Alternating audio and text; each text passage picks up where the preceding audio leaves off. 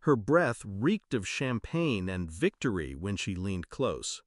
"You're just a waiter now," she murmured, eyes glittering like she'd just pinned me under her heel. I didn't flinch. I poured the wine, set the glass in front of her, and smiled, because I'd been waiting for this moment. The front door opened.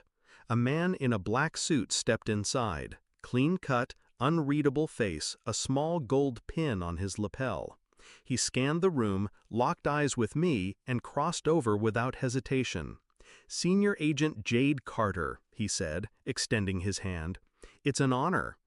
Forks paused mid-air. Glasses hovered, untouched. My stepmother's smirk drained from her lips. But to understand the silence that followed, you need to know the years that led to it. I was 16 when my father married her, Victoria. She was elegance dipped in venom, a social climber who collected people like jewelry. At first, she treated me like a project. New clothes, private school, her icy hand gripping my shoulder in every family photo. I thought it was love, in her own way. That illusion cracked the year I turned 21. My father had a heart attack. 2 weeks later, she sat across from me in the lawyer's office and smiled like she'd won a game I didn't know we were playing. She got the house, the accounts, my father's company. I got nothing, not even his watch. Her reasoning? "You're young, Jade. You'll make your own way."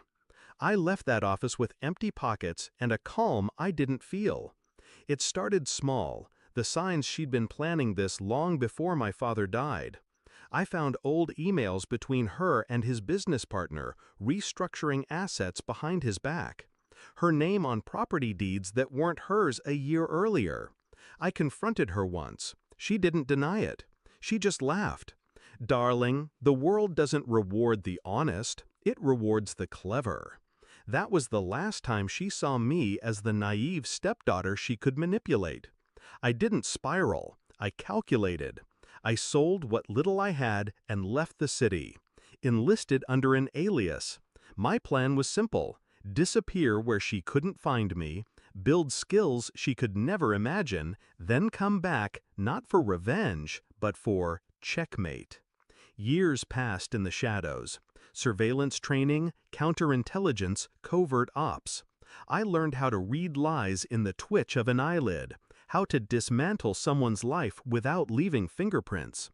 Every mission I took was another brick in the wall I was building between who I had been and who I had become. She thought she was gone, forgotten, broken. I made sure she kept thinking that.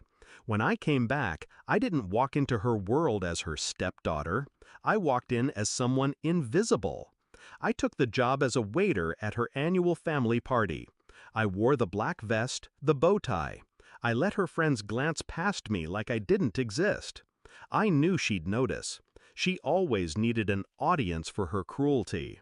She cornered me near the wine table, ready to savor my humiliation. That whisper, "You're just a waiter now," was meant to crush me. But I wasn't there to serve drinks. I was there to serve the end game. 2 months earlier, I'd begun the real operation, quietly, precisely. Her second husband, a tech CEO with a fragile ego, had a mistress. I had the footage, the bank transfers, the hotel records. Her charity? A front for laundering campaign donations. I traced the money trail right to her personal accounts. The offshore property she hid from the IRS? I mapped it, down to the tile in the kitchen. I packaged it all, sent it through secure channels. Not to the police, not to the press, to people far higher, far more dangerous, the ones who didn't knock when they came for you. The Pentagon had been watching her charity for months. My file made sure they didn't just watch, they acted. Back at the party, the man in the suit clasped my hand like we were old allies. "Senior Agent Carter," he said again, loud enough for every single guest to hear. "We need to speak with you about your intel on Operation Glass Veil." I nodded, as if this was just another Tuesday. Of course. Victoria's glass slipped from her hand, shattering against the marble. Senior agent? She repeated, her voice brittle. The man turned to her, eyes sharp. Mrs. Whitmore, we'll also need to discuss your involvement in several classified matters. We'd prefer to do this discreetly. Her friend stared, whispers rising like smoke. Her husband took a step back, as if her downfall might be contagious. I didn't move. I just held her gaze. She finally saw me. Not the girl she stole from, but the woman who'd been building her ruin piece by piece. They let her out the front door. No handcuffs yet. That would come later, when the cameras weren't flashing. I stayed behind, picked up the empty champagne flute she'd left on the table. Her lipstick still marked the rim.